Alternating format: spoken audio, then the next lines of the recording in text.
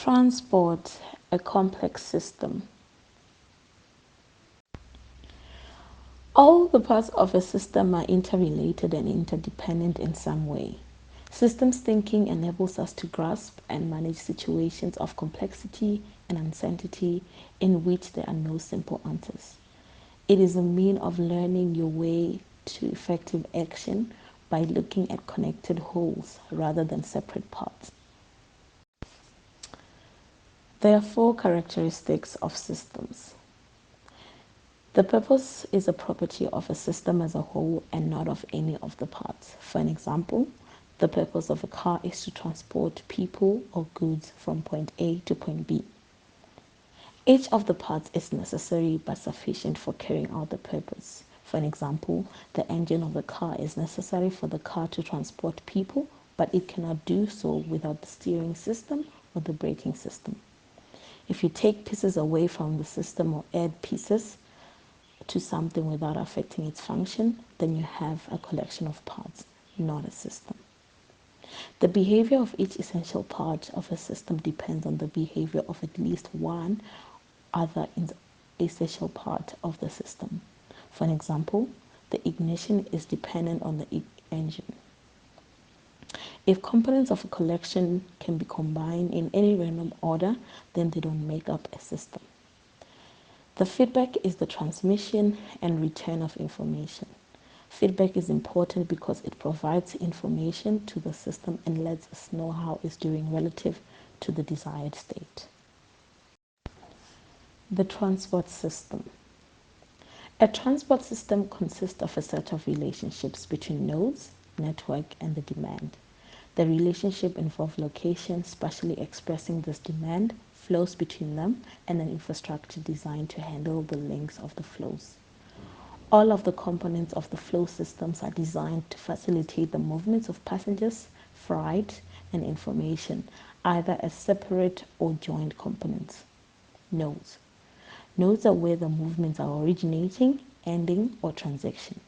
They are the entry or the exit points in a transport system. For an example, a bus station. Networks. Networks are composed of a set of linkages expressing the connectivity between places and the capacity to handle passenger or freight volumes. The demand. A derived function for the mobility of people, freight, and the information for a variety of socio-economic activities. Location. Nodes where the demand is expressed as an origin, destination, or point of transit. The level of spatial accumulation of socio-activity, production, and consumption jointly defines demand and where this demand is taking place. Flows. The amount of traffic over a network, which is composed of nodes and linkages. This is jointly a function of the demand and capacity of the linkages to support the infrastructure. Infrastructure. The conveyances such as roads and terminals expressing the physical reality of a network and are designed to handle demand with specific volume and frequency characteristics. Facility enabling access to networks are jointly characterized by their centrality and their linkages that radiate from them. Transport creates links between regions and economic activities, between people and the rest of the world. Different modes and different vehicle types, goods vehicles, cars, buses, trains, motorcycles, bicycles, non-motorized transport. Infrastructure, the road network, bus stops, train stations, taxi stands, traffic lights, traffic signals, and traffic circles. Stakeholders, commuters, public transport operators, unions, political office holders, vendors, government agencies.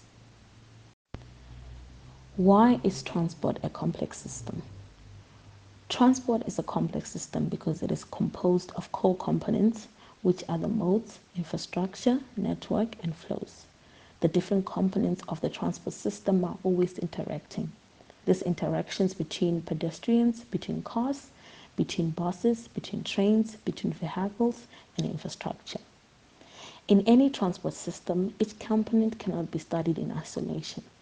and its future is partly but strongly determined by its interactions with other components and its environment. The interactions makes it difficult to separate the components of a complex system. In addition, a combination of elements produces demand for travel within a given area and supply for transportation services to satisfy this demand. All this compounded together make transport a complex system. Current tools are limited because they are inadequate to model complex transport problems. They tend to be reactive and rely on looking at each component separately. The complexity of transport system requires that we build adaptive systems that can adjust the current situation at the same scale as it changes. And there are several factors that affect transport, including transportation requirements, living far away from the workplace or school, scheduled distribution, if everyone has to be at the same place at the same time, the demand concentrates during rush hours, quantity of passengers and vehicles, capacity of public transport vehicles and infrastructure, technology, efficiency of infrastructure, planning and regulation, social factors, for an example, if owning a private vehicle is seen as a sign of success, human behavior, for an example, road users. Systems thinking is therefore the recommended approach since it looks at the interactions between the different components. Systems thinking and system dynamics. The overview will center around the why, the what, how part 1 and how part 2. The why is the relevance and the purpose. The what is the history, tools, problem framing approaches. The how part 1 is the CLDs, the CFDs, and the small simulation model. And the how part 2, case studies. Why bother with systems thinking? Problems are too complex for linear ways, and there are so many external drivers with multiple interactions. Limited resources require optimization. Multiple stakeholders come as multiple problem holders. We also need to determine causality and unintended consequences. Systems thinking versus linear thinking. Linear thinking is a way of thinking in which we consider an idea or process from beginning point, following a series of connected steps, and the end point. It is a school of thought in which we look at things having a sequence, hence linear thinking is also called sequential thinking. In linear thinking, you have cause and effect, you have problem, action, and end of problem. But in systems thinking, we look at the interaction between the problem and the action. Systems thinking versus linear thinking. In a linear view, problems can be traced back to root causes via a causal chain. In a systemic view, problems emerge out of interactions between the variables and the problem itself. In a linear view, outcomes are shaped by the collective effect of a series of inputs and causes acting sequentially. In a systemic view, outcomes are shaped by a combination of time delays, systems purpose, and associated feedback loops and adverse effects of actions, i.e., unintended consequences. System dynamics and systems thinking finds a way to deal with wicked problems. Illustrated in this slide, we have a wicked problem for climate change, but the transport system can also be seen as a wicked problem. Wicked problem, the term wicked problem, was first coined by Horst Rittel in the paper Dilemmas, General Theory of Planning, where he describes characteristics of wicked problems. There are no definitive formulas for wicked problem. You can either be right or wrong. You can either be true or false. There is no immediate test of a solution for a wicked problem. Every wicked problem is a one-shot operation because there is no opportunity to learn by trial and error. Wicked problems do not have a set number of potential solutions, and all the solutions can be symptoms for another problem. Systems dynamics and systems thinking also finds ways to deal with complex systems. Families are also a metaphor for complex systems. There are so many variables, aka family members, to factor into consideration. For an example, when inviting family members to a wedding, not inviting a certain aunt can cause conflict over years, thus, the influence of unintended consequences. In social sciences, unintended consequences, sometimes unanticipated consequences or unforeseen consequences, are outcomes of a purposeful action that are not intended or foreseen. System dynamics and systems thinking helps deal with unintended consequences. Iceberg model. Illustrated in the iceberg model, we have outcomes at the tip of the iceberg, structures and beliefs underneath. Beliefs are also termed mental models. All decisions are made on the basis of mental models. Mental models are not true or accurate images of our surroundings, but are only a set of assumptions and observations gained from experience. Mental models alone can lead one astray. Part of the weakness in mental model arises from incompetences and internal contradictions. We have a serious inability to draw correct dynamic conclusions from the structural and policy information in our mental models. Computer simulations models such as system dynamics can help compensate for these weaknesses in mental models. There are several habits of a systems thinker. Systems thinker seeks to understand the big picture, observes how elements within systems change over time, generating patterns and trends, does surface and test assumptions, and identify the circular nature of complex cause and effect relationships. The background of system dynamics. System dynamics was discovered by J. Forrester at MIT in the late 1960s and the early 1970s. He found nonlinear dynamic feedback systems that deals with how people interact with physical systems, views the world in terms of accumulations, flows of materials and informations, and distinguishes different sources of information.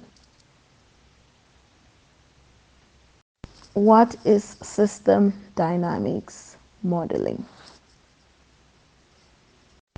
J. Wright Forrester, the founder of system dynamics, says this: without a foundation of systems principles, simulation, and experimental approach, systems thinking runs the risk of being superficial, ineffective, and prone to arriving at counterproductive conclusions.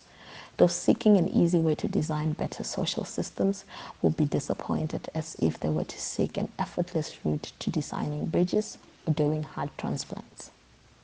Systems thinking is a field of study that includes principles and methodology for constructing computer simulation models to achieve a better understanding of systems.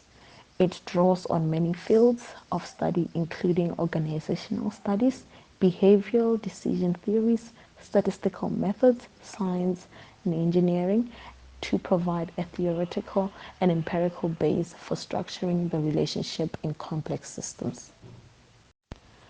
There are different system dynamics modeling tools: causal loop diagrams, stock and flow diagrams, system archetypes, reference modes, and structural behavior pairs. In this video, we only focus on causal loop diagrams, stock and flow diagrams, and reference modes. Reference modes are a way of being specific about the dynamic problem at hand.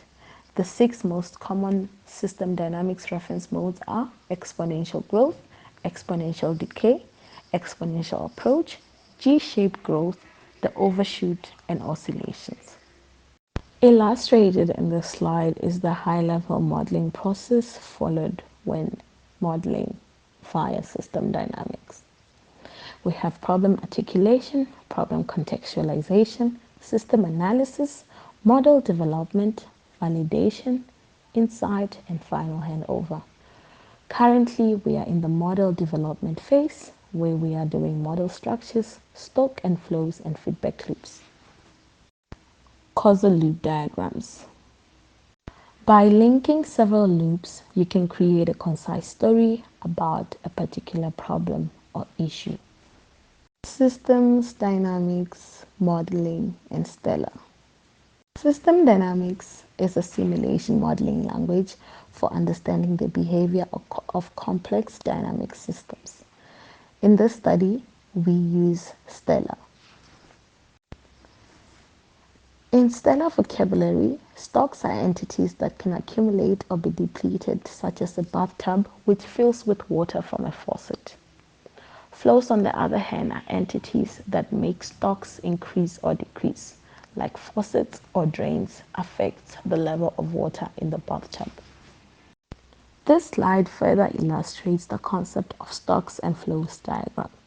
We have the stock, which is the CO2 in the atmosphere, and the flow being the emission. That brings us to the end of this video. Thank you.